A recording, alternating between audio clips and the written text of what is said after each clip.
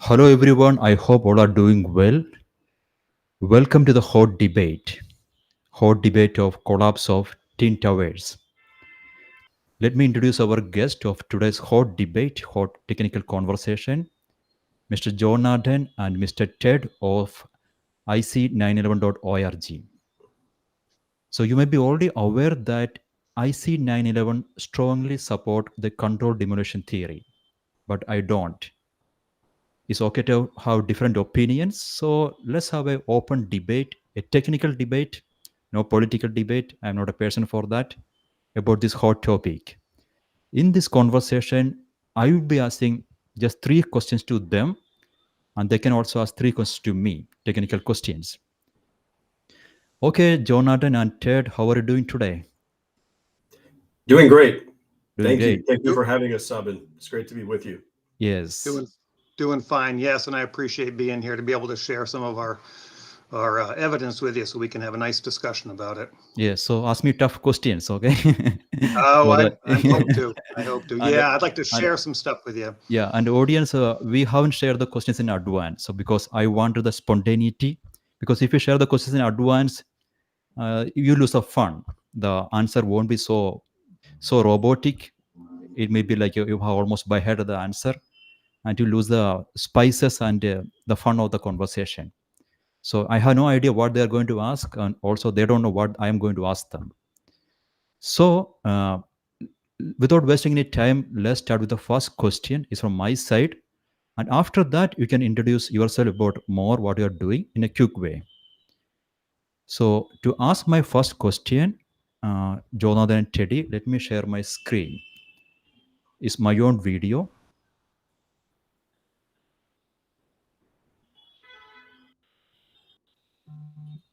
This is our own animation. So there is the audio coming. So the tower is collapsing here, and there's a widespread rumor that the towers collapse at free fall speed. One tower in 9 seconds, and next tower in 11 seconds. So that means this portion, at least this portion, should touch the ground in 9 or 11 seconds. This way, it's a slow animation. That's way, please watch it.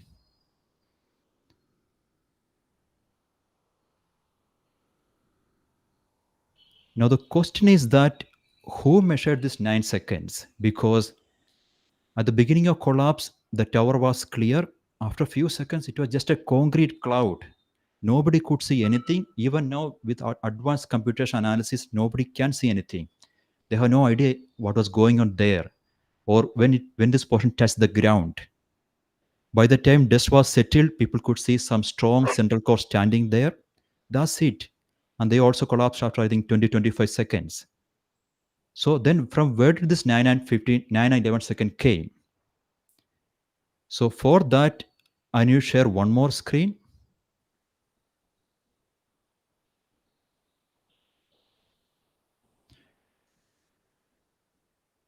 A report from NIST, the government official body. I am sharing that. So they say that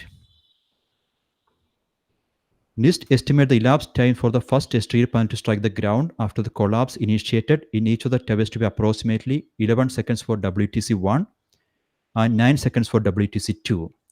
So this is not the collapse time of the building. This is the time taken by the exterior panels to touch the ground for the first time.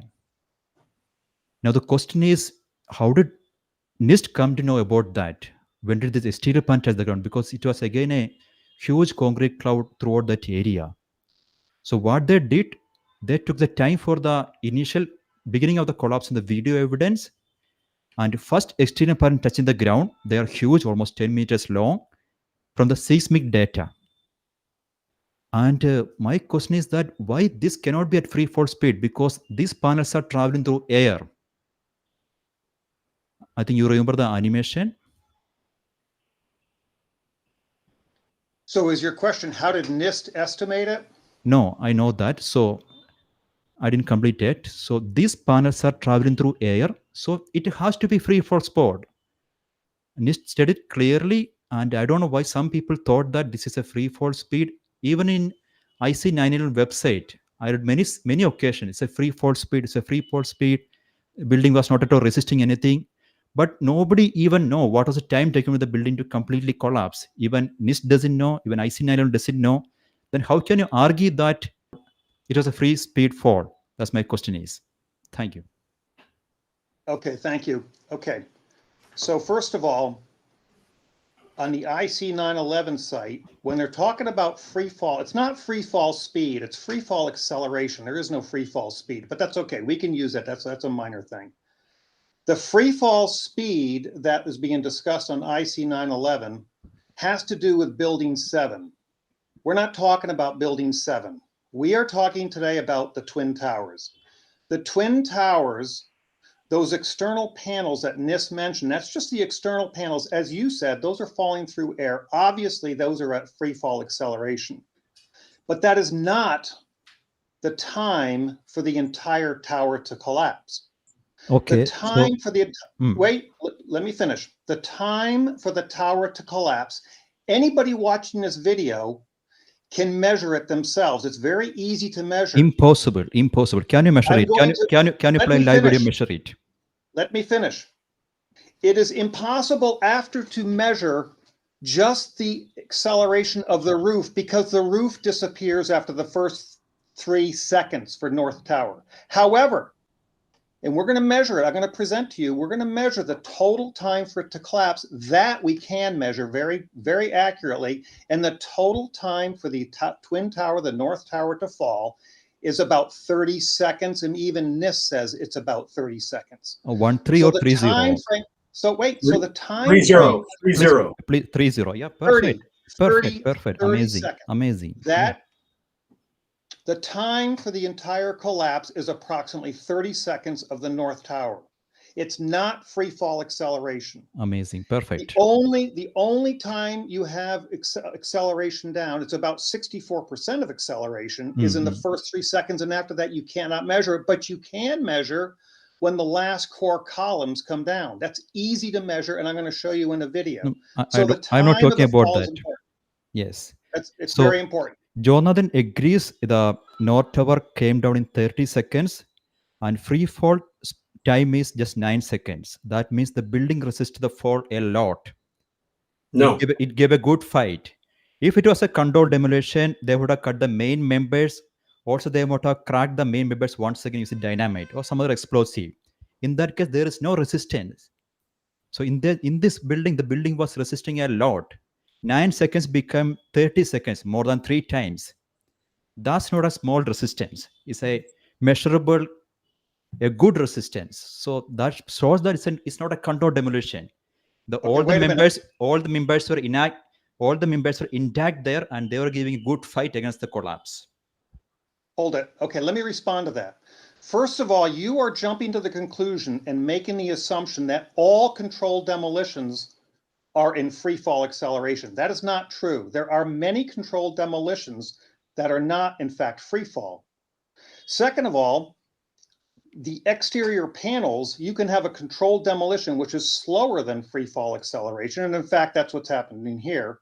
But more importantly, after the roof is on the ground, after all the upper floors are on the ground, you still have a massive portion of this building standing, and it stands still for 14 seconds. There's no motion.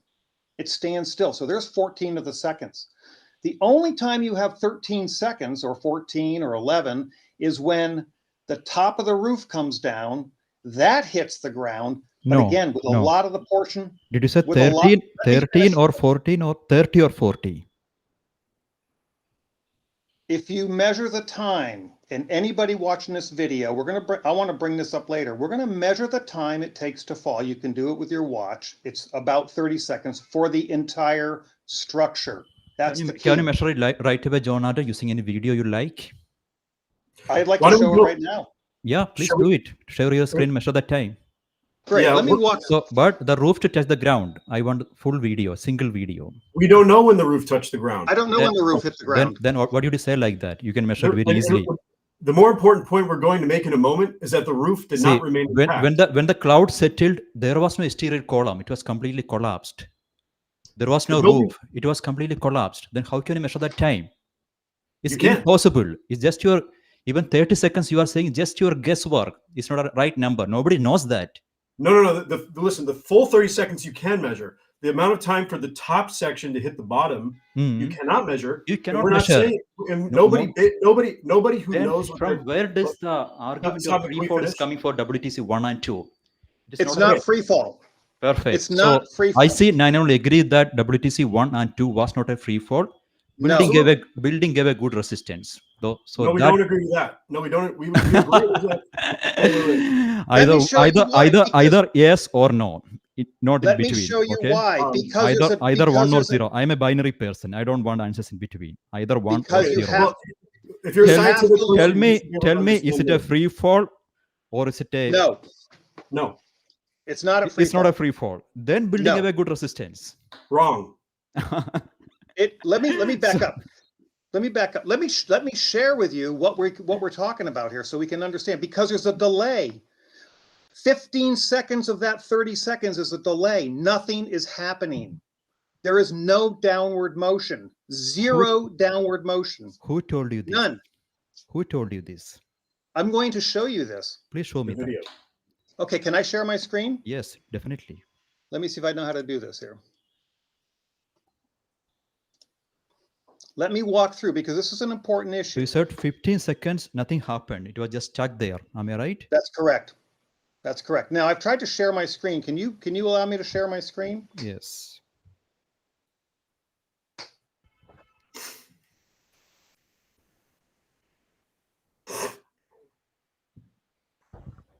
One minute. I will keep it here.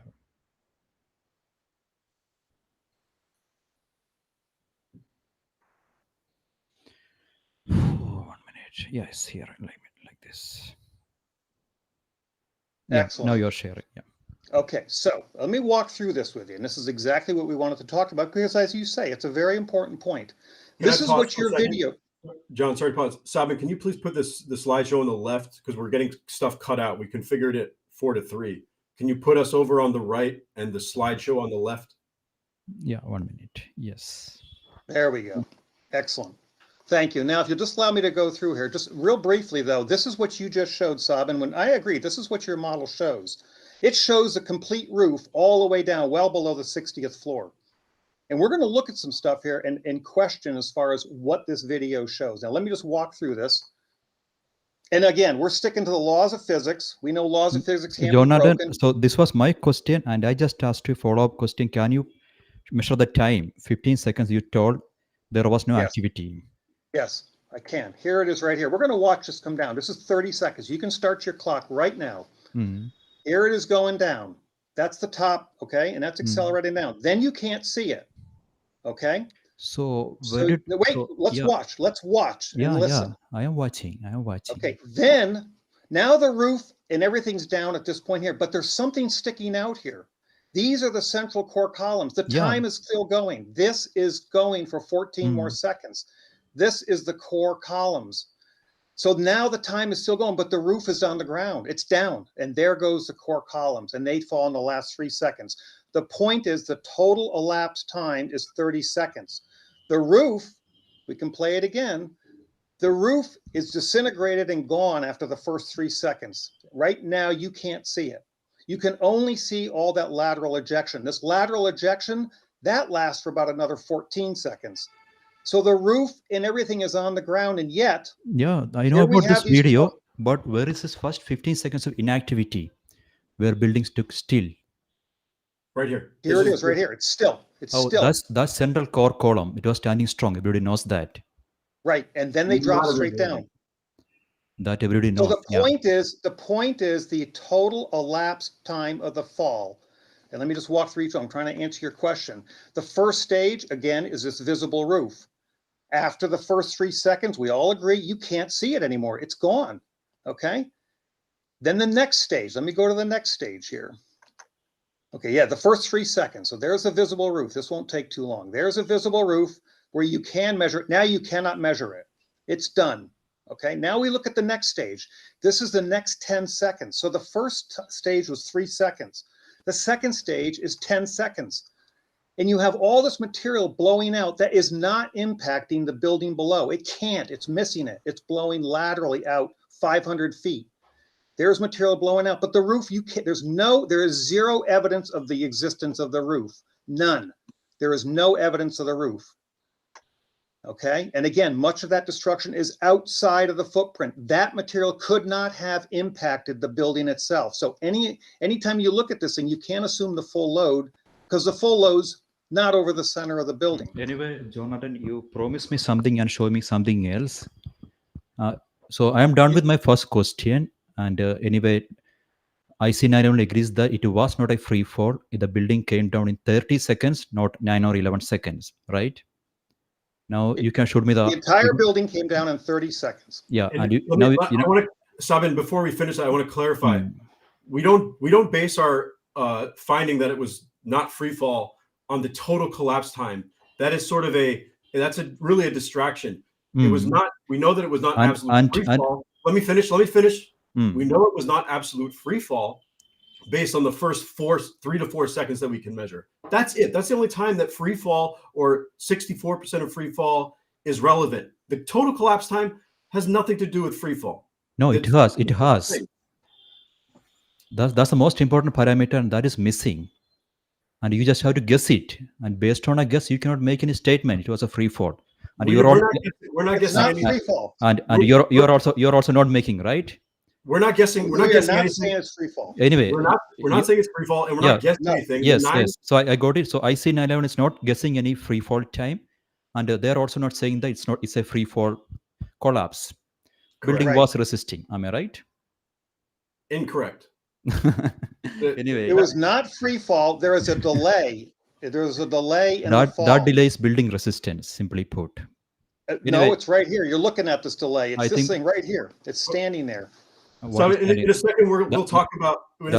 So that's another main thing. The central core, the most important structure of the building, in a controlled demolition, they should have cut this first. That is standing strong. Why is like that? I'm going to answer that. That is standing strong. Now, first of all, understand that those are the inner core columns. Okay, those are around the elevator shafts. Those are the inner core columns, which were the last to come down. That core was a little bit bigger than that. That is cut at about the 60th floor level. This is building 7 right in front of it, which is another topic. Yes. So this is taller than the Washington Monument. These are cut. These are structural box columns that something cut them. Something cut those columns. It wasn't the fall of the roof because the roof's gone. Yeah, I can see one long column which is cut much above. So are they quite inconsistent with their cut length? They are cut at different times. So clever, right? They'll do one cut here and intentionally some other cut after 7 or 8 floors. It's the last phase. It's the last phase of bringing down the building. And let me answer another question. You asked, why didn't they cut these first?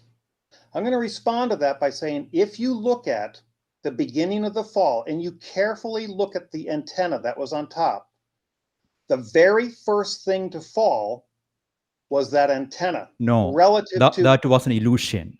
I know about that argument. That was an illusion. It was an illusion. Okay. Look well, it was a very good illusion. Look the incident from the front view. Building was leaning and collapsing, and that created an illusion in some camera angles. Can you play the video which is showing the antenna going down initially? Now you are trapped. Please play the video. Please play this video. Yeah, the antenna going down video. No. Let's finish. Let's finish the first question. No, Jonathan. Now you are trapped. You know you are trapped. Please play the video which is showing antenna going down initially. If you want to play the GIF, he's asking you to play the GIF. But any video you like. This is Sabin. Tell you what, we will respond to that in a moment. But we want to get through. So, audience, this is another misconception among the people. In some camera angle, you can see that in North Tower, antenna is going first because in North Tower, collapse was not perfectly vertical; it was inclined. And in inclined collapse, when you observe the object from an angle, you may get an illusion of going down. But if you look perfectly straight from the same level, it was not going down. In that camera angle, it was perfectly coming together. So that is a big misconception. You have to correct it. There is no 1 or 0 here in between.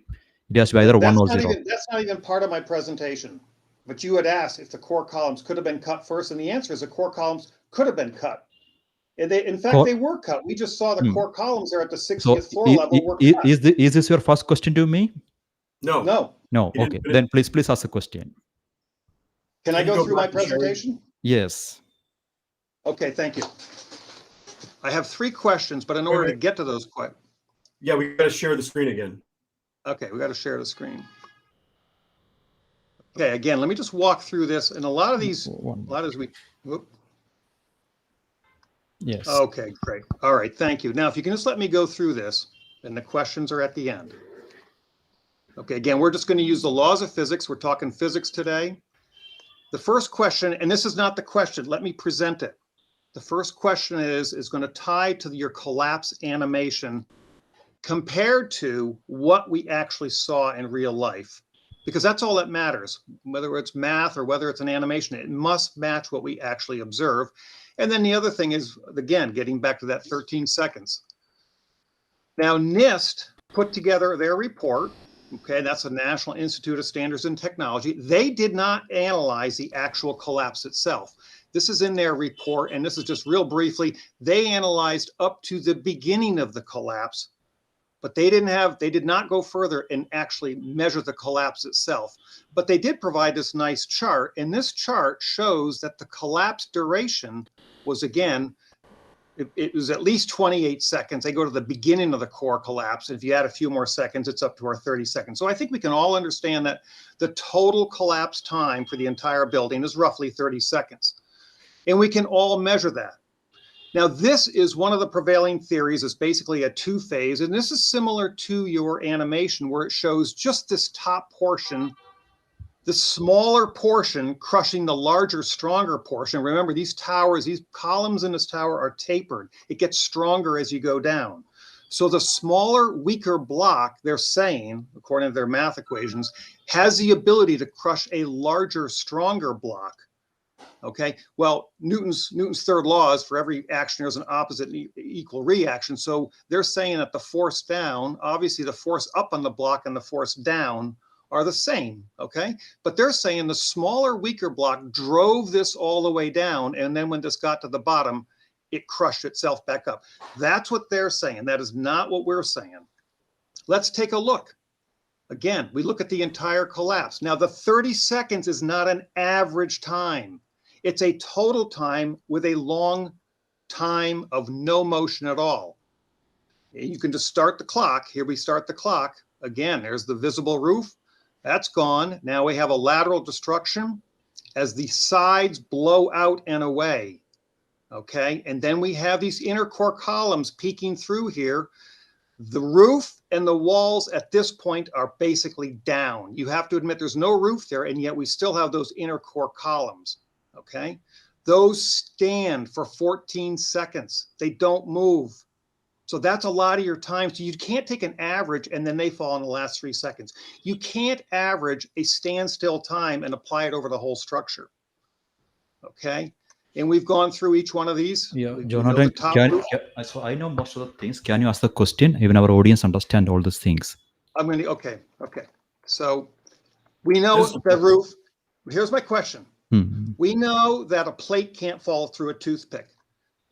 This is those inner core columns. This is roughly 100 feet tall. It's an unsupported column. And as you said in your video, when you have that, you have buckling. If there was any load on top of that column, it would have buckled. Therefore, the roof could not have come down through here because it's not buckled. It's standing straight and it's an unbraced column. How? So my question is, how could the roof in the upper block? John, go to the next slide. This one. Okay, so this is what they're saying, but we all saw this is what really happened. Here's the visible roof. Here's this lateral destruction. Here's this peeking out through here. And here's this standing core for 14 seconds, and then this falls. This is more accurate to what we saw, not this. And this is what everybody likes to show. So here's the question. Why didn't you analyze the full 30 seconds? And how do you explain that roof falling through those standing cores? In your animation, you show the roof down at the ground. How did it get through those central cores? Okay, so that's question number 1. Okay, fine. You can finish second question as well. I get more time to think. No. Let's hit this one first. This is the most important question. As you like. Let me open a paint. Let's share this video. Yeah, can you see this now? Back to YouTube video. So your question is that why the roof was able to travel through the central core, right? Right, the roof and the hat truss and all the floors above it, because we know the roof was continuous. How did that roof pass through without any load on it, without buckling No, those core columns? How the- how is that yeah, possible? buckling needs good length, and if you check the exterior columns, they were 10 meters in long, and having some weak connection between the roof. So those weak connection was trying to prevent the buckling, but it couldn't, and in short, this length became 10-meter uncut length. But for the central core, they were interconnected. There were girders and strong connection in between, and those lengths were short. Also, cross section was high. When the cross section is high, buckling is very difficult. The moment areas become too high, and buckling load become too high. That's why this didn't go for any buckling central core. There is a normal yield collapse. Material exceeded the yield strength. Temperature also reduced the yield strength and just collapsed. But for exterior column, it was a buckling collapse. And you can see a lot of columns which are completely twisted. In the debris, if you analyze, there are many columns which was twisted beyond imagination.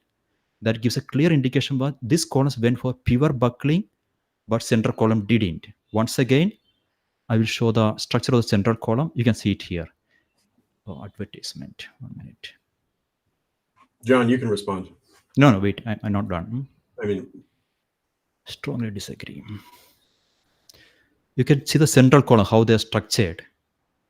At the bottom region especially, there are interconnection, crisscross interconnection everywhere. That is strong interconnection. And also they're having good cross-section area. This interconnection means effective length of buckling is too small for this. But for exterior columns, they had connections here, but weak connection. We have already seen that. Weak connection both here as well as here. This weak connections effectively made the length of exterior column almost 10 meter, but not here. Here it was length was hardly 3 or 4 meter. Sabin, your screen's not sharing. You're not sharing your screen. It's not in the center. Should I repeat the answer again? We can see it in the bottom. I think you just have to I highlight. can see it in the bottom. I can see it in the bottom. Yeah, It's we hard can to see see it. it, but I can see it. The viewers can't see it, so I think it's just a matter of highlighting it. I will do. Every time I do drag and put it there.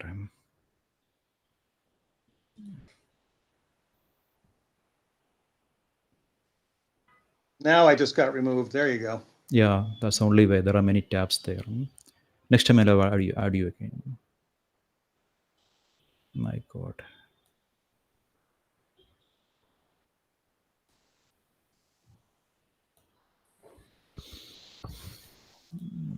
Yeah.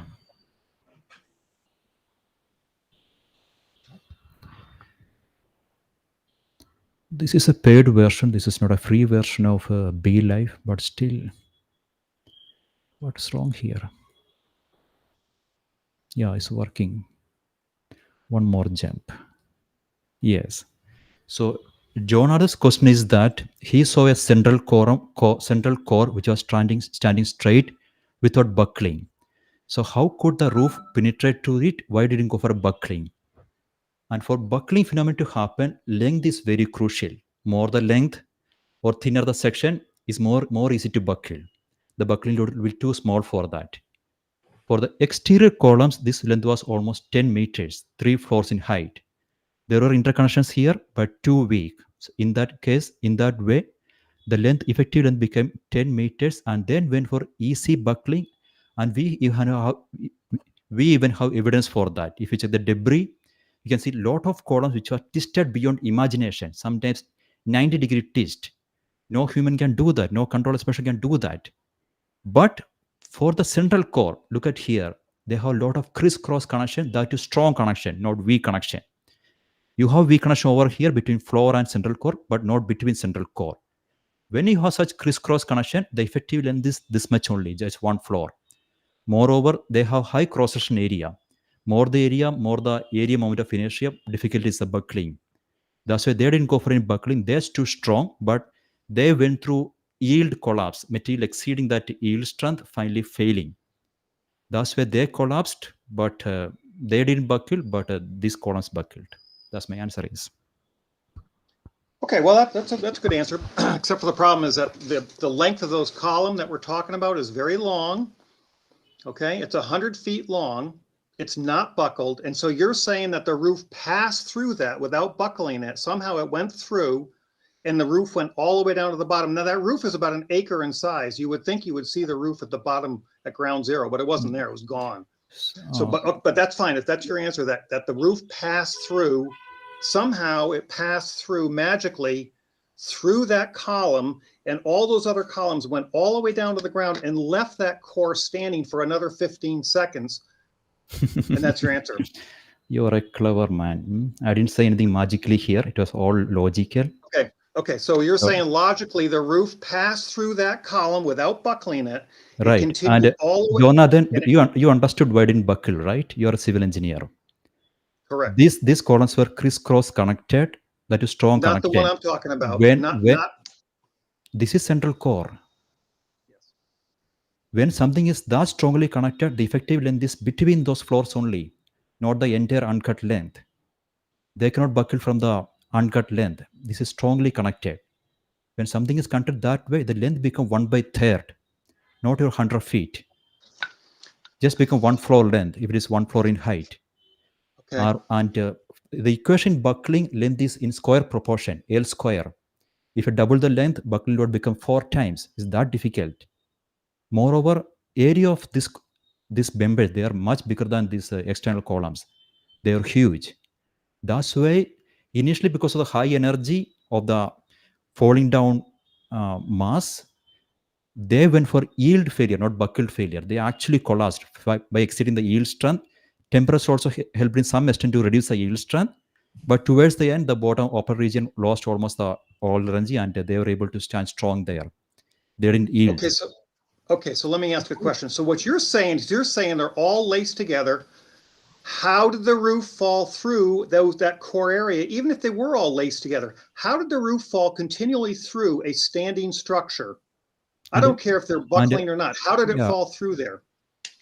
So you also accepted that the concrete got almost pulverized and the roof was almost not there, right? Mass was there, but no solid roof. So there was a solid roof. Yeah. So then why can't it penetrate? There was a hat truss. There's a hat truss and a roof. Yes, that roof was waterproof. It was a complete roof. And that antenna was supported by the hat truss. If I can draw something, I can show you more demonstration. But let me try once again.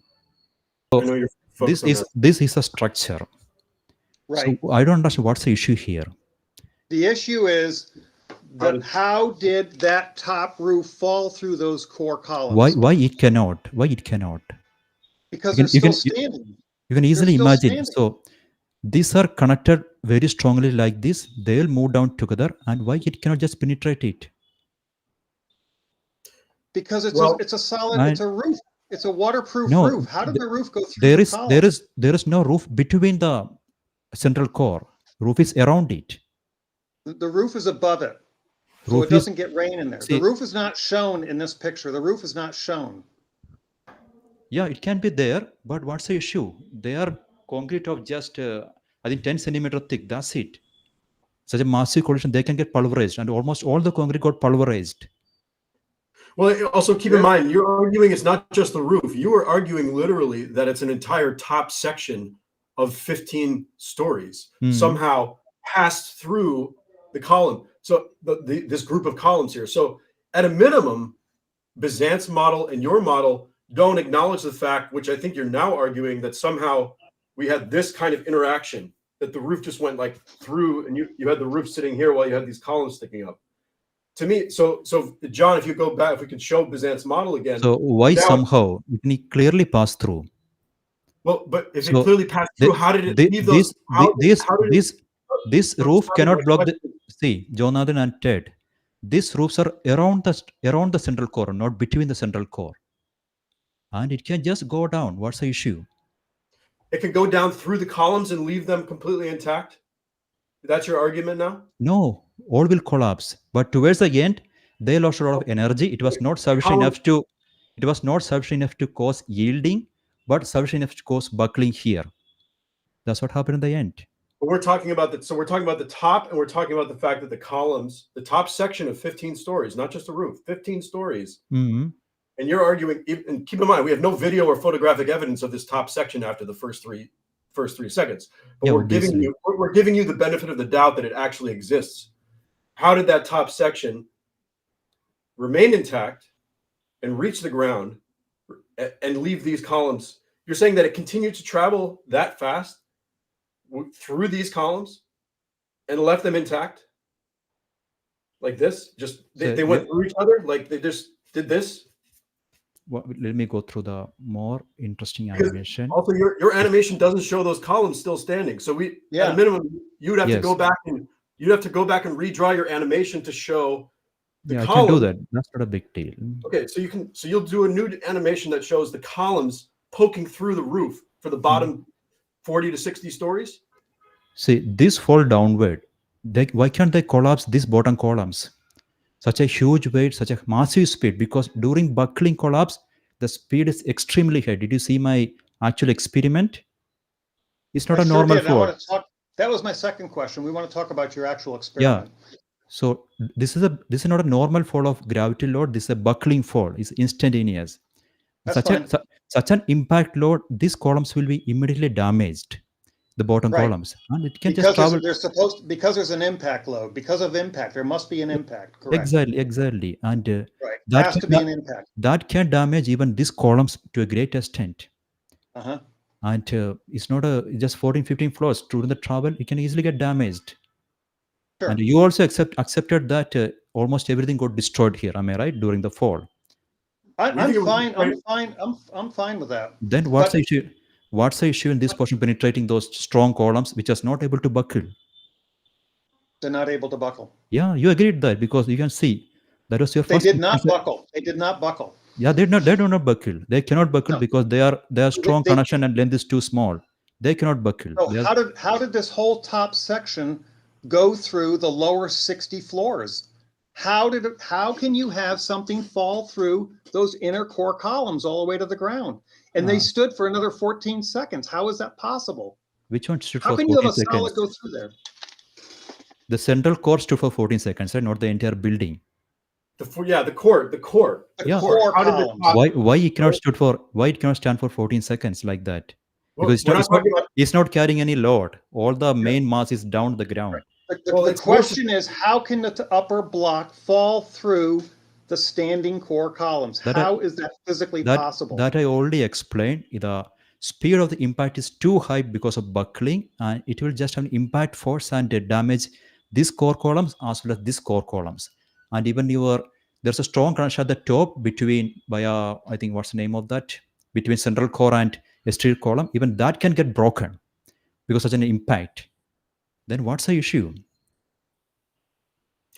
Let's go on to our second question. The issue is very simple. How can you have a top block fall through the inner core columns? But if you think you've already answered it, that's fine. Let's go on to our next issue. Yeah, but I don't see it.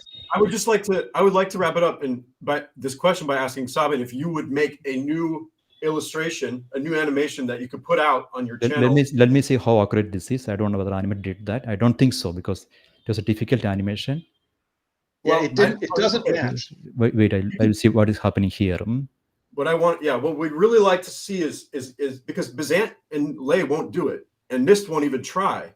So you're going to uncharted territory that the experts aren't even. They won't touch. So we would love to see you do it. Create the animation. Yeah, it's not a big deal at all. I can completely imagine that process in my mind. Okay, great. Yes, we'd love to see. Yeah, do that. So you need to revise and that's what my first comment was. Your animation does not match reality. So Jonathan, please agree. Central core cannot buckle, even though their length is 100 feet. They are strongly connected in between many locations like this. So they are strong. I'm saying that the central core that I showed you in real life did not buckle. That was your main question. Why didn't they buckle? Right? How can a solid top fall through something without that was the second part of the question. That also I answered. Okay, let me go on to my next one if I can share my screen. Next question is my question. Please be patient. Oh, okay, go ahead. It's a very easy question. I think you can already answer that. because I showed that video to most of the people. And Also, Sabin, just one last thing to finish that up. Can you find one photo or video that shows the top reaching the ground? Because there are some from above. that is my initial question. There is no such video. Okay, so It was all surrounded by concrete cloud. you're kind of going on faith. Yeah, so You're going on faith. this video is quite famous nowadays. It was just released. Am I sharing my screen once again? Yes, perfect. The software somehow worked. It was just released 3 years back. Some good person uploaded it. These are exterior columns, and if you observe carefully,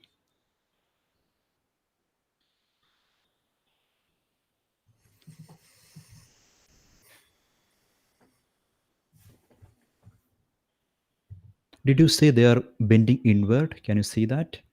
Sure, yeah, of course they are. They are. Yes. And they bend a lot, right? Yes, they do. Immediately after that, a huge collapse, right? The exterior Yep. columns bent inward. Then Yep. you cannot distinguish, like in our animation, we separated them out, initially bent, then collapse. But along with the bend, that's why we can see a immediate downward motion of the building. Correct. So controlled explosion, if there was some dynamite at that floor, it should have been exactly opposite. Exterior column should have thrown outward. How can something, is there anything to suck the columns inward in the controlled explosion? I don't know. How can you explain this phenomenon?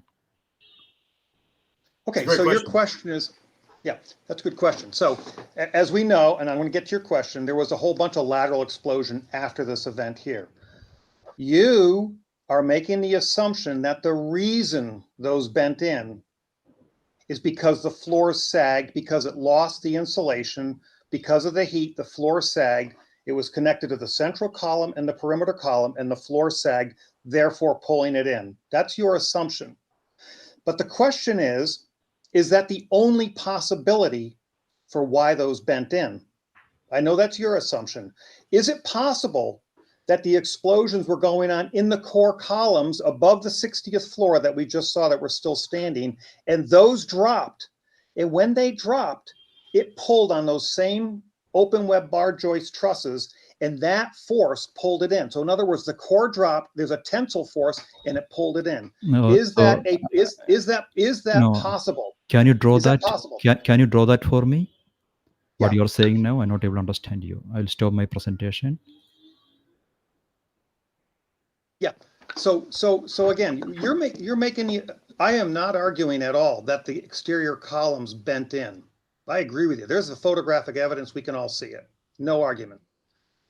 You're making the conclusion that the reason they bent in is we have the core columns, right? We have the core column. By the way, those columns were tapered. We have the core columns in the perimeter. Yeah, I know my argument. So what's the reason? so- What's the reason you are saying? Why did they bend inward? I am saying that that is one possibility. There's a second possibility, and that is if the core was cut first.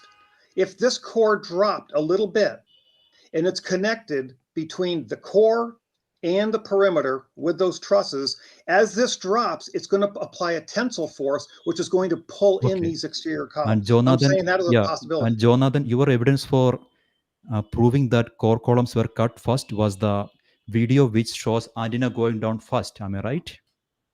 That is just one small piece of evidence. So you are talking That's without one any. small. I'm answering your question. How could it be pulled in? I'm saying that is a possibility. That is a. I'm saying that there's two possibilities here. One is your idea, where a bent, See, and I one don't- is, and you have no evidence. Again, I don't understand that mechanism. Core columns going down, and the core columns are connected with all the exterior columns via the roofs. But only in only why in that region there's a huge inward dent, not anywhere else. They are Right. all perfectly straight. You can argue temperature was there is more yielding. But When only, this drops down, it pulls. It pulls. When this but drops, but there are floors everywhere throughout the Right. entire length, entire height. That's where they've been broken already. So you have these loose ends sticking up here, as opposed to other parts where the walls are still That is- intact. that I can imagine that building shape. If that happens, both exterior columns will go inward like this. Are you getting me? That's the only way possible. Not like this. This is impossible. What you're saying. So I'm not able to draw anything in Microsoft Paint. So that can you hold the mic for me? Yeah, I just want to quickly also say, Sabin, that the evidence that of the sagging of the trusses is extremely weak. So, NIST did nothing on that. Audience, assume this is central core and this is exterior columns. Jonathan's argument is that the central core went down first, and they all are connected together in many locations, including top. So what can happen to the exterior columns? They will just bend inward like this, and we didn't see any such motion. What we saw was a perfect bend here, holding that airplane hit area, the maximum temperature area. Jonathan, this is highly illogical, and it was very sure that collapse initiated exactly after that inward dent of the exterior columns. And I am very sure that happened because of the sagging of the floors. I even proved it experimentally how it is to easy it is to bend an exterior column when the floors are sagging. John, you want to say anything? All I'm saying is that is one hypothesis. No. That the floors sag. You do not. There is no evidence that the floors sag. Then what floor? Maybe they sag. Yeah, when temperature increases, then what floor should do? Can Okay, you tell so me? let me. NIST actually did an experiment on this, and their experiment. And I am not accepting with NIST. I have my own logic. But your theory on the sagging is the same as NIST's, and they did an experiment. I just take data from NIST what they're saying. Right. But I don't go with their conclusion. Fine, but the sagging mechanism you share with them, they did tests on this. They did an experiment, and the sagging was minimal. They also, and I can literally read the text if you want me to have the specificity, but I'm putting the point out there. Mm-hmm. Secondly, they weren't able to get any inward pull on the exterior columns. So they artificially added 5,000 pounds of inward force in their model to each individual column. It's in their report. They admit that they did it. Okay. Leave it. So assume the exterior column dented not because of sagging of floor. Then what caused that? Jonathan's argument is completely illogical. It won't bend like that. I already proved it how it will bend. Well, Sabin, you didn't hear. My point is no dynamite can bend or no explosive can dent the exterior columns like that. So, well, he didn't say explosives did it. He said I didn't say explosives. What's the hidden force acting here? How did the US government do pulling? It's a pulling. Who pulled it? Did they appoint some people to pull it from both the sides? Tug of war kind of situation? Okay, so let me answer your question. Go ahead, John. Let me answer your question. You are saying that the force on the perimeter box columns was a pull force from the sagging floor. I am saying that that's not the only possibility. It can be the exact same pull force from the floor trusses pulling because the other end dropped. I'm saying there's two possibilities here. And I already proved why your possibility won't work. That knows a shape is simple common sense, not a rocket science. When the central column drops like that, the exterior column should bend inward both towards inside. They're both pulling. Sabin, I don't know if you heard my point. And look, I'm just positing a possibility here. This is hypothesizing, right? That the area that you're looking at is where those where those exterior columns had been severed, right? There was breakage there. So those were like basically fingers sticking up. So they're going to be more susceptible to the inward pull of the core dropping than the other parts of the face. Where is this force coming for the inward pull according to your theory? Jonathan's theory is illogical. I can't agree with that. It is not going that way. No, I'm explaining to you. Your point was that you don't see it on all the faces. You only see it on the one. And my point is, can I finish my point? Please. Yes, I will control. So my point is, you might have had that inward pull going in all directions, but the face that had the severed exterior columns is going to be more susceptible to the inward pull because you have the severed columns there. So those columns will get pulled inward more than the other exterior columns. It's simple. And ic911 had no idea what is the inward force mechanism, but immediately after this inward pull, we saw a sudden collapse. So they're interconnected. That's the key. That's the initiation of the collapse. What we're saying is that the severing of the core was the very a fraction of a second before the exterior was the first step in the last stage of this demolition process. So that's why they happen at the same time. Again, coming back to the illogical answer of Jonathan, and I cannot agree with that. I think our viewers also can easily check using your hand or maybe a simple experiment. If there are two structures like that and you attach a central structure and just pull it down, it will just bend inward, not this way. It's illogical. Okay, so we have to wind up that question. Is now your turn to ask the second question. Okay, great. Thank you. If we could share my screen again. Yes, please do. 1 minute. My hand is not free. Ready. Yes, finally. All right, excellent. Thank you. Okay, well, let's move to my next question.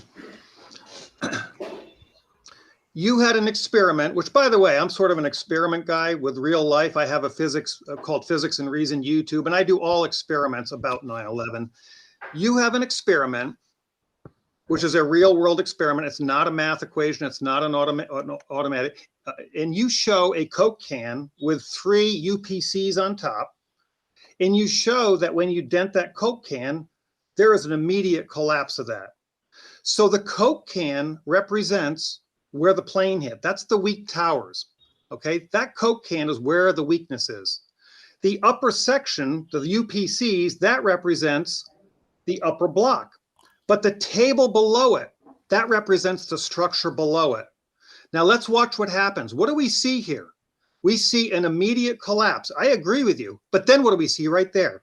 We see a massive jolt. We see a deceleration because it's hitting the stronger lower structure below. There has to be a deceleration in accordance with Newton's second law. Okay, it's a deceleration. It's a negative acceleration. There will be an impact or a force. There has to be to use it by gravity. Okay, and you say the word a sudden impact force, the huge impact force. I agree with you 100%. There must be.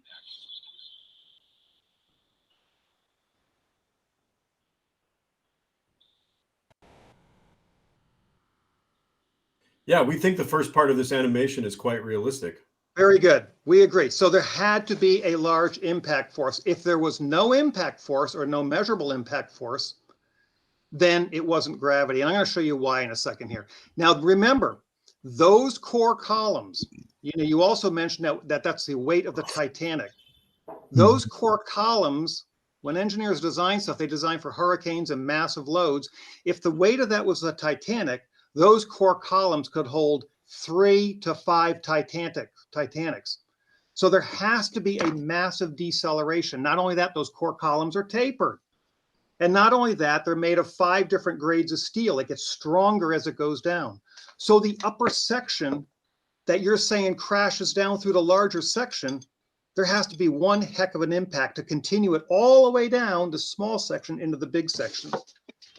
So we all agree there has to be a jolt. You say it, I say it, Ted says it. We can measure it.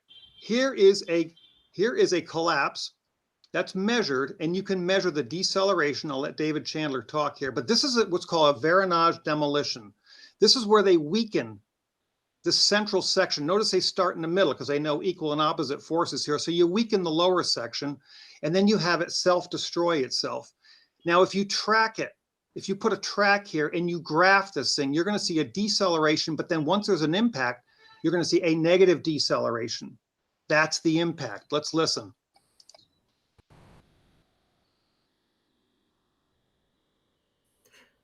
Oh, we can't hear Chandler, but that's okay. People will get the idea.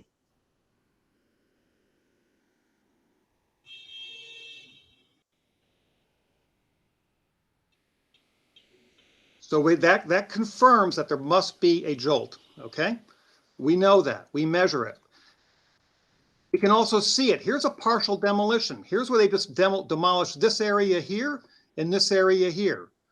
Okay, this is not at free fall speed or acceleration, as you say. Not all demolitions are necessarily free fall acceleration. So that's a fallacy. Let's see what happens here. And you can see the jolt or the impact.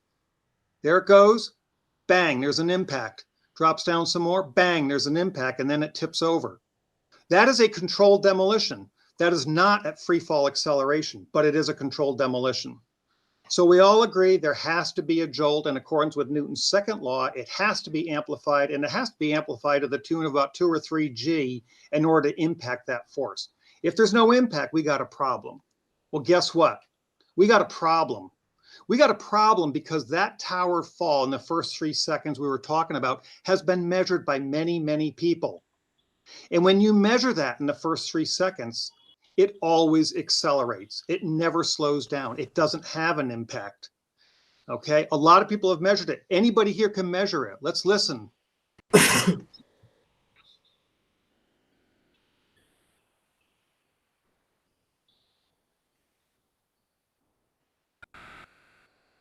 Yeah, not hearing David Chandler narrate it, but All that's okay. Okay, that's all right. So what he's doing is again, we use a tracking program. David Chandler did this, and other people have too. Graham McQueen, Tony Zambotti, Stephen Jones, they've all measured this thing. It accelerates uniformly down at 64% of acceleration for the first 3 seconds. There are no jolts. If there are no jolts, that means there's no impact. If there is no significant impact, if there is no impact, it cannot crush the material below. And I'm getting to my question here. There's another problem. The first volume to be destroyed is not in the lower section of the tower. It's in the upper section of the tower. It's being destroyed right away. And it's being destroyed smoothly. Those are just two GIFs jumped together. I'm going to show it smoothly. And it's accelerating. It's always accelerating. The other problem is when you have a downward accelerating block of anything, as long as it's accelerating down, the downward force imposed on the body that once held it below is less and not more than its static weight. It's less. Otherwise, it can't accelerate down. If you think of this, if you stand in an elevator on your bathroom scale that weighs you, as that elevator is accelerating down, your weight is less. The weight on the elevator is less. And because we have opposing forces equal and opposite in accordance with Newton's third law, the force down is less than a static structure can hold. And the last problem is, again, we have a small block of floors hitting a much larger block of floors. There has to be an impact. And yet this continually accelerates down. Forces are equal and opposite. You can't have a small block apply the same force on the upper block as the lower block. The upper block is going to be destroyed first before it gets anywhere down. And I've run experiments on my YouTube channel. It is physically impossible for a smaller, weaker block to destroy a larger block, especially when those columns were tapered. You have a small block trying to destroy a weak one and drive it down to the ground. It isn't going to happen. It doesn't happen in real life. So my question is this. Here's my question. And you can watch this video go up and down. It's smooth. How can a gravity-driven collapse not experience any jolts or impacts that are necessary to amplify that force in accordance with Newton's second law? And how can a small, weak block destroy a larger, stronger block below, which defies Newton's third law? Right. So if you're going to say it's gravity, both are impossible because they defy physical laws. Yeah. That was my second question. Right. Even you experimented that, right, Jonathan? And you couldn't create any progressive collapse. You just finally had to detonate them. Am I right? To make the collapse happen. I'm sorry, what was the question? I think you did 7 or 8 experiments to achieve that progressive collapse based on gravity alone. And Correct. You could never achieve that. Am I right? I could not achieve it in the real world, in real models. No, I could not achieve it. I could only achieve it through demolition. Yeah. Shall I stop your presentation? Pardon me, you want me to see my presentation? Stop it. Yeah, you can. Yeah. Let me share one of my screens. So this was Jonathan's experiment, right? That's not my experiment. No. 1 minute. No, that's not me. Highly simplified. Okay, no issue. It may not be your experiment, but theory is same. So you have a mass here, maybe small or big, and there are a lot of floors. They are connected either using a stereo columns, otherwise a central shaft, because it needs some support. Am I right? And in none of the experiment, when you just cut this off, made a direct cut here suddenly, the gravity load was not sufficient enough to destroy them progressively down. Am I right? That's what you're saying. I'm saying there has to be an impact. There has to be a measurable impact. Right. There was no impact. So you said it's impossible to have a gravity-driven impact force to completely collapse a building, even proved that using your experiments. Am I right? I am saying the Twin Towers could not have fallen by gravity alone. Yes. Based on the evidence, because there was no impact. That's what I'm saying. Now back to fundamentals of physics. This has a potential energy, and in the case of Twin Towers, the airplane impact almost 3 floors of height. And when this is coming down, this block is gaining kinetic energy, right? When it loses height, the kinetic energy has to increase. And that kinetic energy can be used for two purposes. First, if this is already not damaged or maybe partially damaged, to damage it again, this will absorb some energy. When these two blocks hit together, again energy loss, right? Right. So assume the kinetic energy gained during this travel is lesser than the energy loss happening here, both here and here.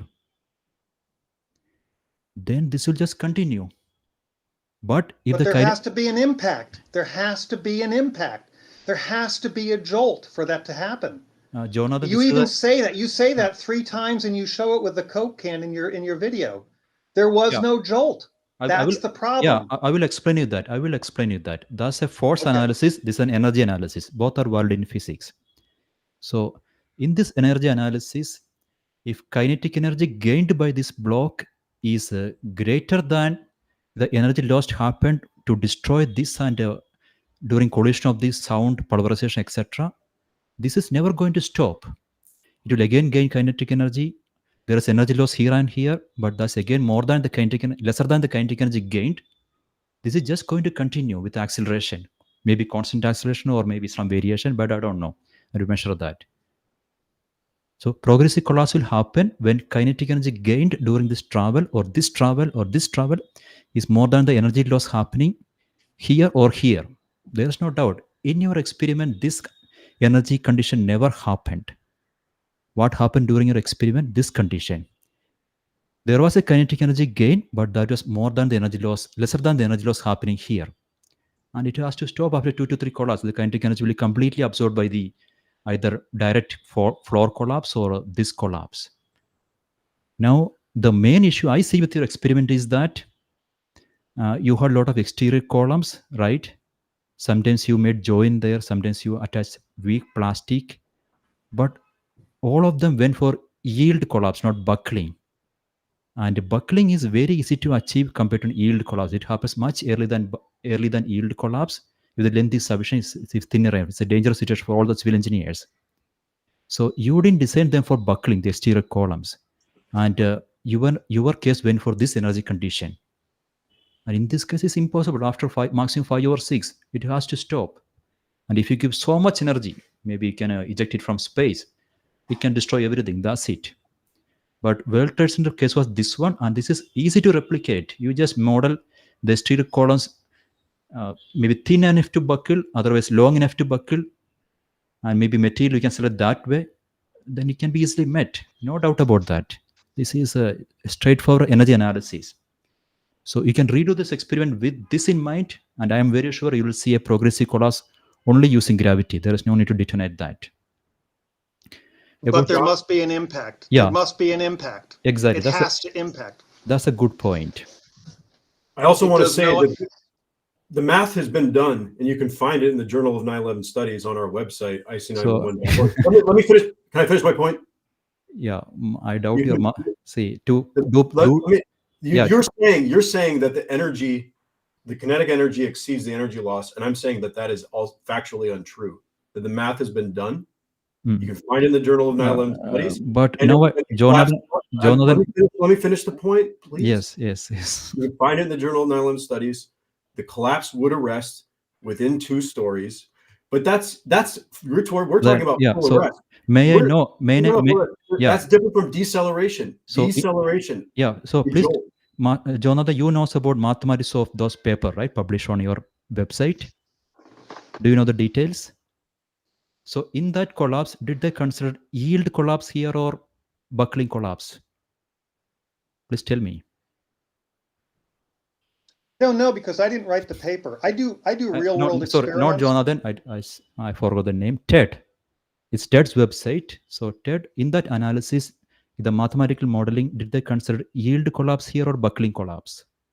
It's extremely complex math done by mechanical engineers and mathematicians. So if your logics are, what I'm doing is communicating to you their analysis And you can go and look at the paper yourself. So, John, I'll give you Ted, you should not publish a paper if you don't know the details of that. People can. well, easily, I'm not the editor of the Journal of 9/11 Studies. Kevin Ryan is. It's wrong. It's wrong. Well, And especially when you are presenting okay. some paper in this conversation, you should know the details what Look, they did. I've And already I am very sure, and especially this video came out just 3 years back. This inward denting video, and in that video, even buckling is so clear. And I am very sure in that journal they assume all this yield collapse. The material exceeds maximum strength, simple tension test or compression test, and it collapses. Obviously, then it will absorb all the energy and it will come down in 3-4 floors. But tell them to redo the mathematics, considering this all buckling collapse. They will see, I'm very sure our mathematics is strong, they will see a progressive collapse till the down. Because buckling happens quite easily if the conditions are suitable. And here conditions were exactly suitable. Okay, that's one part of the question. Second question, Jonathan didn't see any impact, right? That's true. I also didn't see any impact. It was. So let's go back to my video. You haven't read that paper. You're just really making assumptions about it. So I can give everybody the title of the paper. You can read it. And can you quickly check, did they ever use buckling of the exterior columns or just an yield collapse? Because buckling was a new knowledge for ic911 people, right? And why should they use it? Look, as I explained, this was done by mechanical engineers and mathematicians, and But Jonathan, you might be aware about current scenarios in science and technology, and researchers are trying to publish papers as much as possible to get good credit or good academic progress, and without verifying them, you cannot tell anything. Yeah, anyway, leave that. This paper was published before I had anything to do with the Journal of 9/11 Studies. But if you don't know the content, yeah, but Sabin, you're making these blanket judgments, and I'm sure everybody watching can tell that the attack that you're leveling. And when I asked Jonathan, you didn't know what was the content, right? Whether it was buckle collapse or yield collapse. So without going through the content, you shouldn't publish anything on your website. People can publish paper, but you are the final authority to publish data on your website. So be careful about that. That will kill the credibility of our whole work. So the first question of Jonathan is that this huge portion hit with the ground, and even in our animation, you can see when something falls on a bottom portion, it has to stop for at least few seconds. Deceleration, right? Yes, and it didn't. And I didn't say anything like that. I'm absolutely fine. But I need to measure that because I always trust my own measurement. And the main reason can be this all region was at high temperature. They're about to yield. That we see so clear. We saw so clear in the exterior columns. They are just yielding like a like a rubber. It was that it never melted. They are steel, but they were ready for yielding. So that high temperature was not here only, in this entire area, maybe on this all 3 floors. So during that high temperature, when something impact on that, it won't resist at all. It will just yield. That's what happened. That's why you were not able to notice any deceleration there. So to demonstrate that, you have to do a fire experiment as well. It cannot be just a dynamic analysis of forces. You have to include fire engineering as well. You need to simulate the temperature, maybe almost same, maybe 1/10 of the weight of the building. Then you'll be able to see that. It's not an easy experiment to replicate. I hope my answer is clear.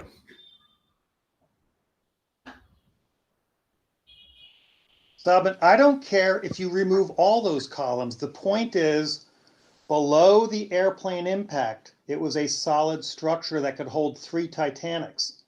What I'm saying is, I don't care about your columns and whether they bow in. I'm saying when that upper block comes down and impacts that, there has to be an impact.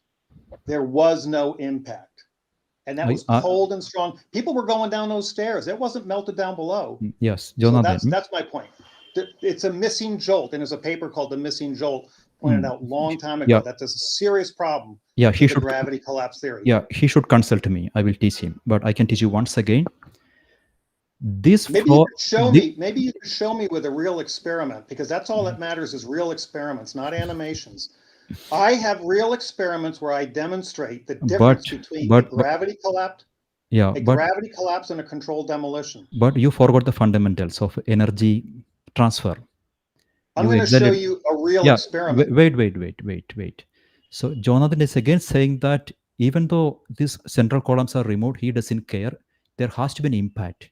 I don't understand. Correct. There has Because to be an impact. these are already going buckling that we saw in debris also. They are buckled, almost 90-degree buckled exterior columns are visible. A buckling doesn't need much energy transfer. It won't make any resistance. And these central columns, he's saying that he's okay with the removal, but I don't want to remove that. They are also in high temperature. When temperature is high, you can bend steel with even with a pull of your hand using a glove. It's not that is that flexible. Such a flexible material, why should make an impact force back? It will just yield. And floors, they are not hitting the central column. They are around the central column. This floor will only hit this floor, and there also they went for pulverization. What I read was the concrete used for the upper floors of this building was of low density or I don't know, low strength. It was something inferior quality to reduce mass. But below the ground zero, they went for a more dense concrete. So that could be also a reason for pulverization. So this is crystal clear. There is no need to have any confusion here. Well, all I can say is it doesn't happen in the real world. It may happen in an animation, but there must be an impact. You have to follow Newton's laws. It must be an impact. There was no impact. Yeah, So Newton's it's a laws, right? serious problem. It's a serious problem with the gravitational collapse theory. So Jonathan, now there is air in front of me, right? I am pulling the air, but the force given by the air back to my hand is negligible enough because air is simply yielding. It's that flexible. Instead of air, if I have a heavy mass, heavy spring attached here, that attached to wall, when I push, I have to decelerate because the spring is resisting me back. It's not yielding that easily. Same is the case here. Newton's third law is valid everywhere. I'm not objecting that. But when something is yielding, it cannot give the reaction force back. It's not able to even apply force to that object. Only then get the force back. Well, some force cut those steel columns. It had to have a force to cut those steel columns, so it wasn't a soft force. Those steel columns were all cut up in about 30 to 50 foot sections. We can see them in ground zero. In order to have a force cut it, it had to be more than the strength of the material. So there has to be an impact to cut it. So the question is, before understanding there's a reaction force applied, you should first think, can you apply force to that object? For me, it's very difficult to apply force on this air. I can apply, but air is just yielding and I'm not able to transfer any force to the air. But if there is a spring in front of me, I can transfer a huge amount of the force to the spring. So Newton's third law is right. He did exactly right. And only thing, you're not able to transfer a force to an yielding object. Only if the object is resisting, you will be able to transfer a force to that. That's what happened here. Okay, well, no real world experiment supports that, but that's okay. Yeah, maybe we can collaborate together for a real world experiment.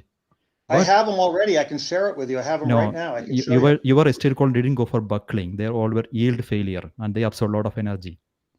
I have experiments. Yeah, and some experiments were having hinges, again, huge friction. And some You have an experiment. You have an experiment with the Coke can. It impacts. There's a jolt.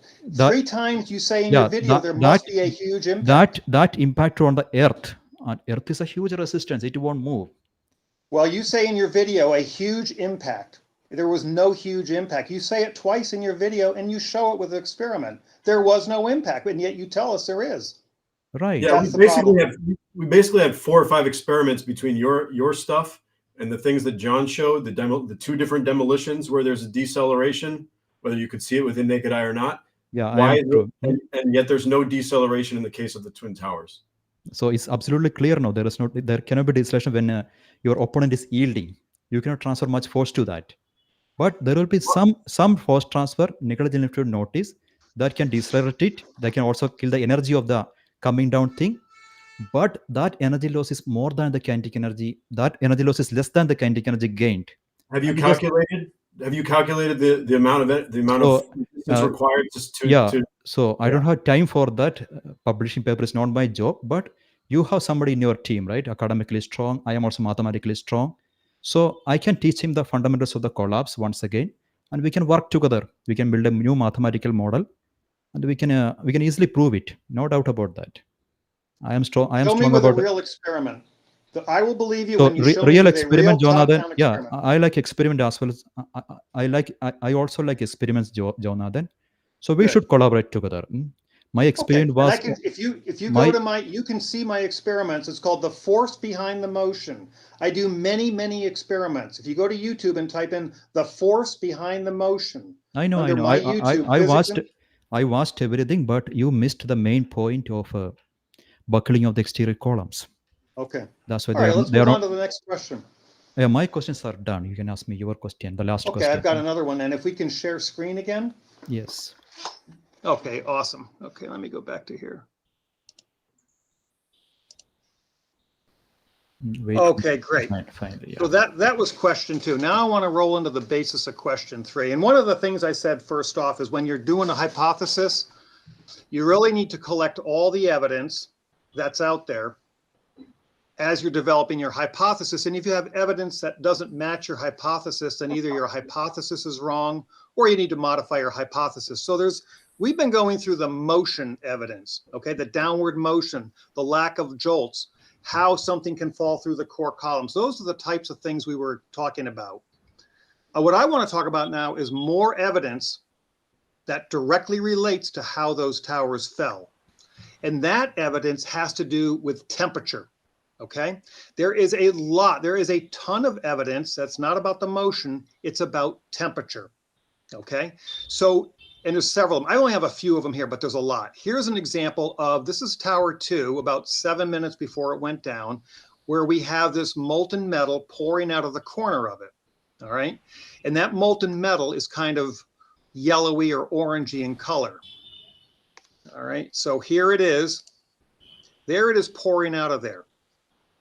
Now, that molten metal is kind of problematic because, first of all, because of its color, it's not aluminum. And the reason it's orangey and not molten aluminum in daylight is, at those temperatures, is silvery. That's not silvery, so it's not molten aluminum. It is more likely molten iron or molten steel, because that's what molten iron and steel looks like. Okay, so there it is coming down there. It's also not aluminum mixed with furniture coming out of there. You can see that, and if there was any furniture, furniture is less dense than aluminum. It would float to the top.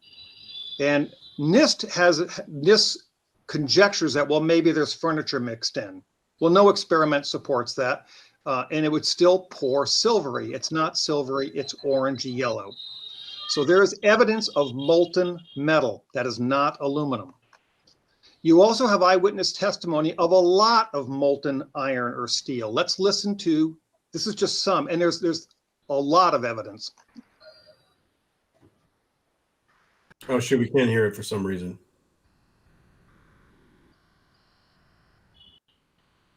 Do we maybe not have the sound turned on the videos that are being shared? Yeah, but I'll read it to you. I'll read it to you. Fine. So this man is accepting that he saw molten steel or aluminum. Sorry, molten steel or iron, right? He says you get down below and you'll see molten steel running down the channel rails like you're in a foundry, like lava. That's what he's saying he saw. This is just another piece of evidence, and all this evidence is important. There was also a lot of analysis that was done with all the dust. Remember all the dust that was around there? We had 110 floors. Each floor is roughly an acre in size, using English size as an acre.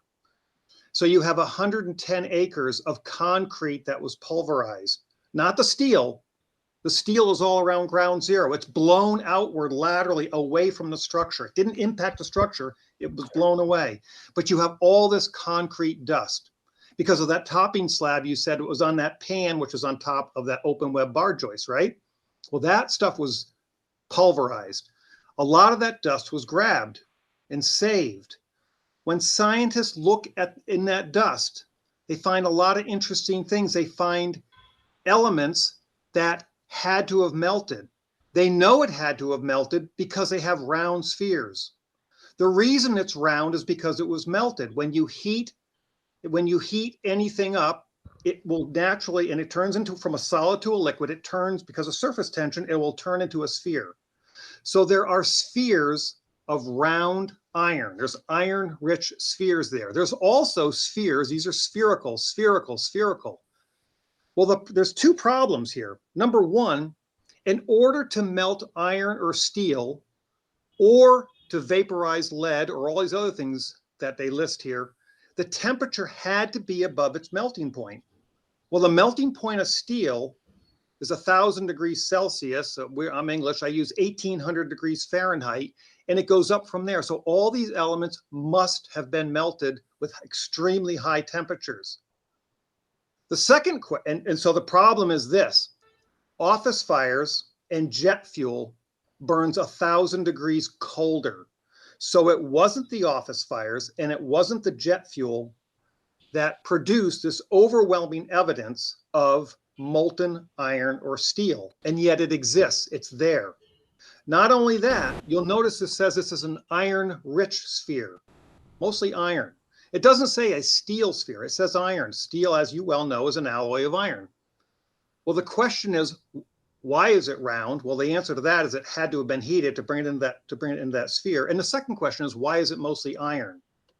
Well, there's an answer to that.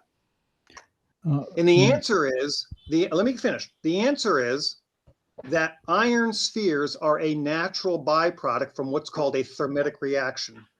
Thermite is a mixture of iron oxide and aluminum. And there's different mixes. You can add sulfur, you can make it, there's thermite, there's thermate, and then there's also what's called nanothermite. Nanothermite is a high-tech made in our military labs. And guess what? That also chips, red-gray chips, were found of unreacted nanothermite. Now we know it reacts. This was a peer-reviewed paper. We know it's there. We know it's in the dust. I've seen it. Those red-gray chips, they'll react at a relatively low temperature, around 415 to 435 degrees, and they produce an energy. But it's not paint. Paint doesn't do that. And when thermite reacts, what does it create? It creates iron spheres, which is also what we found in a high percentage in the dust. So you have evidence of molten steel or melted steel, a lot of it. You have evidence of iron-rich spheres. You have evidence of thermite or thermate or nanothermite, direct evidence of it. And yet, as they say in the meme, we know it's there. Jet fuel can't melt steel beams, and yet we have melted material out there. So my question is this: why doesn't your video examine all this evidence before developing a collapse hypothesis? And number two, how can you explain temperatures well above those which an open air office fire or jet fuel can produce the presence of unreacted of this material and the molten steel that's out there? Where do you get the temperatures from in a gravitational collapse? It's impossible. And so in my opinion, a gravity collapse cannot logically explain the evidence, this evidence, as well as the motion evidence, and it's actually impossible for the towers. And the only thing that makes any sense that can explain this evidence, as well as the motion evidence, we have two sources of evidence here. We have motion and we have temperature. There's only one thing that clearly explains this, and that is that the only thing that makes any sense is there's some type of controlled demolition using both explosives and incendiaries to get those kind of heat. That's the only thing that makes any sense at all. A gravity collapse is completely illogical. It does not match the evidence, and it does not match what we observed out there. Okay, I think you're done with your question, right? Correct. Yeah, fine. This is material science. Unfortunately, I am not so good in this. Anyway, let me try to answer. And also, Jonathan, who did this analysis of iron spheres? Which group? There was a couple of groups actually. Suspicious. The United States Geological Survey, they did it, as well as other independent folks. Is it is it a government organized or somebody from ic911, the group? No, it's a government agency. It's called the United States Geological Survey did it. Mm-hmm. And also an independent laboratory did it called R.J. Lee Company. They also did it independently. And in addition to that, other independent science has done it. And they all corroborate that there are iron microspheres in the dust. So multiple sources have done it. But no, ic911 did not do it. So it's been independently confirmed by several different sources. And towards the end of the answer, you cleverly link this material science with gravity-based collapse cannot bring down this building. There was no connection. It's evidence. It's evidence that it has to be integrated into a hypothesis. All Gravity is evidence has to be formulated, integrated. and this is material science. Don't mix them together. That is already It's proved. evidence. Your logical arguments are not working there in that force part of the physics. This is material part. I am quite weak in this area, but I can throw some doubts and maybe some suggestions. But of course, in any forensic investigation, you have to look at the physical evidence.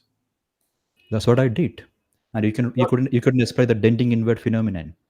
But we're talking about Okay. So let's get back to this famous image, molten steel coming out. That person told that it was a molten steel or iron, right? Mm-hmm. What is his background? Is he working metallurgy field to understand a material which is aluminum or steel just for an appearance? This has been analyzed in several papers. Most of them are scientists. So you're just trying to do character assassination right now and undermine the? Then you could publish. We could have shared those papers here instead of showing that man's argument. I can show you the papers right now. You want to see the papers? Yeah. Okay. Fine. I'm answering my question. For a common man, most they know most about a building is made of iron or steel, so they'll obviously say I saw molten iron, and a airplane also disappeared there, right? In the debris, you couldn't find an airplane. It is made of aluminum. Now, coming to this question, again, color of molten material. And you said it should be silver if it is aluminum. But that melting was done in a very clear environment. This building had a toxic gas inside, highly complicated toxic gas, asbestos powder, concrete powder, maybe plastic of office stuff. They all get mixed. This gas get mixed with the aluminum easily. And to see the exact replica of molten aluminum, what color it should produce, you should have environment for this molten aluminum around it. Then that argument has validity in aluminum, even if the environment is so filled with a different kind of gases, it still maintains silvery texture. Any such experiment did anybody do with the environment similar to, atmospheric environment similar to WTC's building? Do an experiment with what gas? What was it called? According to my simple understanding, there was concrete cloud, asbestos cloud, maybe computers burning. They are thick plastic those days that can produce pretty complex gases around it, carbon monoxide and other stuff. So build a glass chamber with the exact proportion of these glasses. In that chamber, melt the aluminum and see what color it is coming. If it is coming still in whitish color or grayish color, we can agree it was not aluminum. Till then, that direct analysis has no validity. Well, now wait a second here. Of course it has validity. We have direct evidence. Who's responsible for investigating this? It was NIST. It was the government. It's the burden of proof on them to explain what this was. Yeah. Their explanation was not what you just said. Their explanation was that I don't agree with NIST. I like the data they are collecting, but their engineers are a little lazy. They don't want to use their logical brain and connect the dots. That's what I did in my video. So I request to Mr. Biden, the president, is that if you watch this video, appoint me as the maybe chief of this wing of NIST. I can clear everything logically with the experiment with proper funding. So this experiment, if you're interested, you can do it. Because if I do it here, I lose my 3 months for this, and all my videos will get stuck here. That's my bread and butter.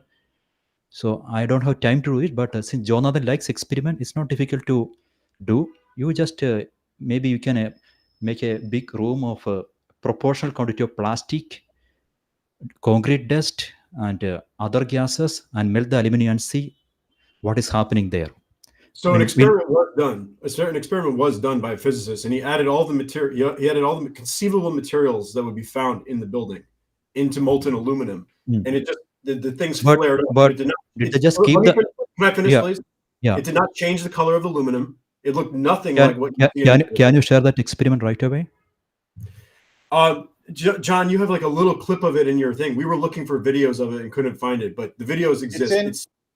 If you go to a video called The Great Thermate Debate, The Great Thermate Debate. Yeah, please share that. It's on YouTube. In that, it shows the experiment. There's many experiments, and Yeah. it shows But Professor Stephen yeah, Jones. please play it. I want to see the environment of experiment. Was it just atmospheric air or complicated gas environment? No, it was molten aluminum I heated know up that. Yes. and with different elements added to it, and then it was poured in daylight, and it was silvery. It was not gold. It was not yellow. Jonathan, you didn't say anything about the atmosphere. Was it just air or different mixes of gases? It was in air. It was in air. So if Then- your then- hypothesis is then- is that if you mix it with gases, show us. I don't know. Nobody See. has ever come up with that. See, physics, you can predict things theoretically if you are strong, that if you're a genius. But chemistry, you have to experiment. I agree. You cannot do in chemistry. Maybe super genius people can predict things using their analytical skill. I am all for real world experiments. I agree. Then, completely with you. We so agree. that means your chemical experiment doesn't have any validity.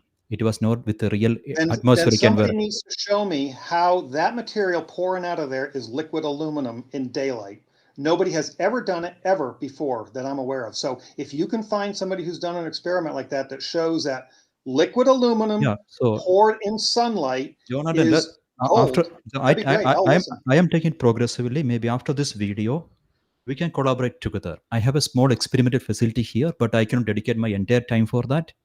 So if you have some free time, maybe we can collaborate together. You can build a rig there. You can have technical support.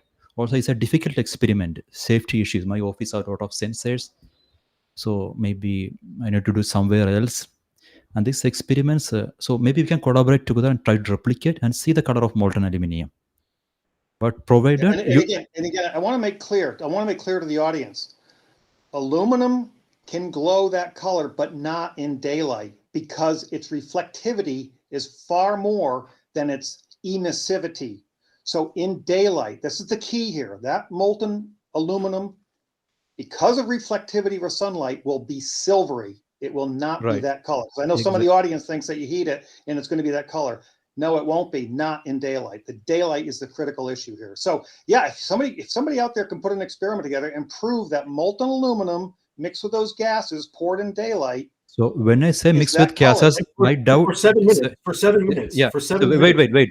When I say mixed with gas, I don't just imagine gas separated, aluminum separated.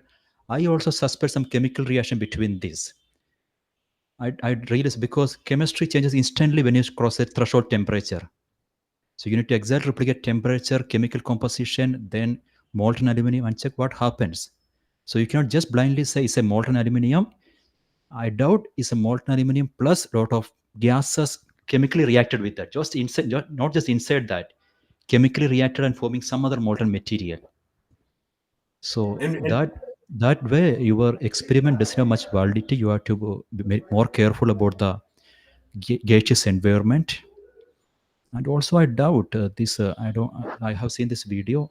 So suppose this is molten steel, temperature can be obviously above 1000 degrees Celsius, right? Yeah, molten iron to be more exact is what Molten, we Molten iron. Yeah.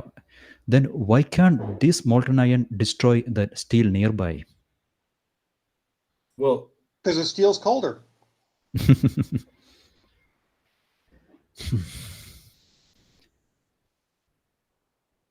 This molten aluminum is well beyond melting point, maybe 100 degrees more than melting point. When that is coming in contact with the same material, steel, why can't it melt that also? Well, it can over time. It has to be in contact with it long enough to transfer that energy, It transfer that heat. It was in contact, right? I mean, That what So it's falling. It's falling. So it's falling what? out. But if you're looking at it logically, what you're truly seeing there, and has to be the first hypothesis. Your hypothesis, just to be frank, feels more far-fetched. But the first hypothesis should be that looks a lot like a thermite reaction. That looks like thermite spewing, like molten iron spewing from a thermite reaction. Of course, that's going to do some damage to the surrounding structure, but it's not as if it's just going to melt through it immediately when you have this gush of molten iron pouring out. Of course, it's going to do some damage, but it's got to be applied in the right way. Okay, so about the last argument, again, I'm not a material science specialist. That's not my area, but during my engineering days, I have done a course in that. This material steel, I think they used steel instead of iron for the external columns, right? Yeah, It wa- no, it wa- the thing is, yeah, what you're seeing there is most likely not just the melting steel from the columns. It is molten iron that is the direct byproduct of the thermite reaction. Yeah, Jonathan was supporting aluminum argument, your iron argument. Yeah. No. Jonathan, we're on the same page here. Jonathan was saying it was molten iron. Molten NIST iron. and you are arguing that it's molten aluminum, even though there's no We're evidence. saying it's iron. It's And- molten iron. That's what Yeah, we're saying. molten iron based on the color evidence, right? But there also you have no idea how the aluminum behaves when the gaseous environment is so complex. There can be another. I've never seen any evidence to the contrary Then- about then- molten iron, molten then- aluminum poured in daylight. So So if that you needs to be proved. if you're objecting somebody, you have to prove it. This is your responsibility. No, you're objecting to what I'm telling you. No. So The- and this the- was the- an investigator. The They never official did. official statement is it's a molten aluminum, and if you want to prove it's them not. wrong, it's your duty to do the I did. experiment. I proved it wrong. I put a video together. But NIST said it was molten. Wait a minute. NIST said it was molten aluminum mixed with furniture. I put an experiment together. Stephen Jones put an experiment together. I put the thermite together. But the surrounding and of the that- aluminum was clear air, right? That's what NIST said. Okay, leave that. This is Also- also very Also, yeah. Now the next point about iron balls. I'm hearing about this first time. Anyway, and you also said government officials verified that, right? It's not steel ball, iron ball. The material. Iron-rich microspheres. Fine. Iron-rich microspheres. No issue. The steel material we all see, they are not perfect. Over the time, they can produce rust. There are coating above that, but this building maintenance, those we don't know how it was. So there could be some steel structures which has some rust above that, and during all this collapse, the rust is easy to shear off. Maybe rubbing, maybe interaction between different materials. So this could be I don't know, it's like that. Maybe a wide hypothesis since you are going that in depth to material science. This could be rusted piece of iron which is getting mixed with some other aluminum or dust or carbon monoxide forming something else. Why it cannot be like not according to the scientists who looked at it. They said it was a highly unusual event. R.J. Lee, an independent scientist, said it, and USG. It was extremely unusual to have that volume of iron-rich microspheres in the dust. Yeah, highly unlikely. Yeah, and the only thing that makes any sense is it's a byproduct of a thermitic reaction, which also fits, by the way, with the eutectic steel that was found out there. NIST has one more big issue that, in my understanding, they always believe that the building was super strong. They never accepted the joint was super weak. So in this case, I doubt. For example, Golden Gate Bridge, they need to paint it almost all the year. When they start painting from one end, the rest will be there in the other end. Without proper continuous maintenance, rust is impossible to avoid, even if you use a high quality steel. In this building, we need to check whether they were doing such continuous maintenance throughout. Whenever they see iron, paint that area above the rub of the iron. No idea. So without that, we cannot tell. Maybe I will check the debris more and try to find out some iron coating above some steel material, and that can easily mix with aluminum, or you can cause those kind of balls. So just check the. That's the story. That's the story. That's fine. Yeah. If that's the story. Just do a study up. I will also do it tomorrow. Today I have to sleep. So just check how good they are in maintenance. This building people, like Golden Gate Bridge, where they maintenance continuously against iron. Okay, so you're saying because there could have been. What you're saying is that, hey, like the Golden Gate Bridge, they have to paint continuously. Right. What you're saying is that because they didn't maintain this building, it could have been rust, and that was lead surrounding the rust. Is that what you're saying? High possibility. But if they have maintained the building perfectly well, continuous maintenance against rust, there is no possibility. So just check for the maintenance history of this building. There lies the answer. Okay, but I'm still. We're talking about. So it's about 6% of the dust, which is a huge fraction of the dust. And normally they would find iron in maybe like 0.1%, 0.2% thereabouts. So 6% of the dust, and it's not just like pieces of iron. We're talking about spherical particles that indicates that the iron must have been molten, which indicates temperatures, over whatever it is, 2800 degrees Fahrenheit. That's the problem here. And I don't think that your theory gets anywhere close to explaining that. And all that I'm hearing when we're talking about this type of evidence, this body of evidence, is sort of one honestly far-fetched explanation after another, when you have a very cohesive explanation. Jonathan, Let's finish the thought. A very cohesive explanation that explains all the evidence quite simply. Yes. And Ted, in my understanding, there is one more thing in chemistry: exothermic reaction. That also need to study. The simple, pure-looking materials, when they have some specific conditions, environmental temperature, they can go for exothermic reaction and generate more energy. They can release their internal energy. This energy can heat up these rust iron particles, and they can make balls. So you need to friction of the building collapsing. You're saying from the collapse. Not friction. Don't put words in my mouth. Okay, I'm asking. Just chemical reaction, exothermical reaction. Just have a Google search. I will also do it tomorrow. But how does that occur? How does that occur in this situation? We need to prove it. There is no way to theoretically predict its chemistry. Similarly, the same environment, maybe the previous experiment, and check for any chance of exothermic reaction there. There was even a asbestos coating, and those days computers we need to bring in. Computers have a lot of other stuffs, maybe airplane material. So bring everything together, and I think you will be able to find out in some spots temperature more than aluminum melting, more than 60 degrees, maybe some spot here and there. They are exothermic reaction. Well, there was an exothermic reaction with the nanothermite chips that they found. Once it was heated, once it was heated to 400 degrees, 430, there was an exothermic reaction. And the natural byproduct of that reaction is an iron sphere, which was also found. So you're right, there was an exothermic reaction, all right. It was the exothermic reaction from the nanothermite they found in the dust, creating those iron spheres. It makes perfect sense. Also, thermite, can they dent the exterior columns inward? If the thermite is used in part to cut the core, then yeah, you know. No. I also proved it. That's completely wrong. It will be in a different way. You didn't prove it, Sabin. So yeah. Anyway, I think I am done with my question. I think you are also done with your questions. But there is still a long way to collaborate, right, audience? Because without experiment, a lot of things we cannot prove. Only thing we can prove logically is this force analysis, building collapse dynamics. That ic911 has to work more hard about that. It was not logical. I think if you want to get rid of that thing so everybody can see us as we wrap this up. And I would offer that you also need to work a lot harder too. And about the last question, chemical, the current experiments you have done is in a pure environment, simple environment, normal air. That has to be changed with something realistic. Then do the molten aluminum experiment.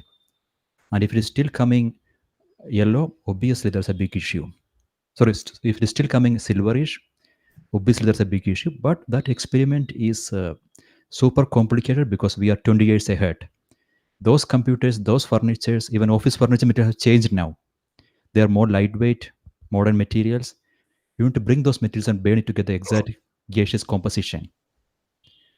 So if somebody can put that much effort, we can replicate a chemical experiment. So that's the only way to prove the last point. Otherwise, everything is a hypothesis. And according to me, if that was a molten iron, that would obviously damage the nearby steel structure also, exterior columns, because it's a temperature is well more than the melting point of iron or steel.